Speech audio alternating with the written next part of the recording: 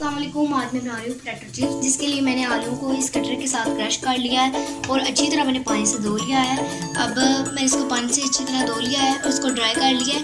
ये मेरे पास कॉर्नफ्लोर है, एक प्याली कॉर्नफ्लोर है, इसमें मिक्स करूँगी। उसके बाद मैं आपको बताती हूँ क्या। ये पोटैटो चिप्स बनाना बहुत ही आसान है। कॉर्नफ्लोर मिक्स कर, बिस्मिल्लाहिर्रहमानिर्रहीम। देखिए अच्छी तरह मिक्स हो गया कॉर्नफ्लोर इसमें। अब मैं इसको ऑयल मैंने गर्म कर लिया है, उसमें मैं इसको हाफ फ्राई करूँगी। उसके बाद मैं आपको फिर बताऊँगी। इसको हमने जब हम इसको खाने के वक्त हम इसको दोबारा फ्राई करेंगे। बिस्मिल्लाहिर्रहमानिर्रहीम। हाफ फ्राई कर लेंगे। खाने के वक्त हम इसको दोबारा फ्राई करेंगे।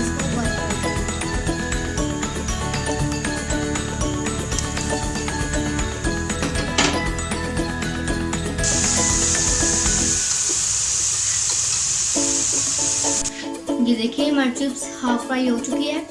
इसे सारी को तैयार करके फिर मैं आपको दिखाऊंगी। बिस्मिल्लाहिर्रहमानिर्रहीम। देखिए मैंने हाफ फ्राई की हुई थी, अब मैं इसे दोबारा से फ्राई करूंगी क्योंकि अब खाने का वक्त आ गया है। तो हमारे लिए चिप्स फ्राई होती, मैं आपको तब तक हवा की जिद पे दिया जलाना, जला के रखना कमाल ये है।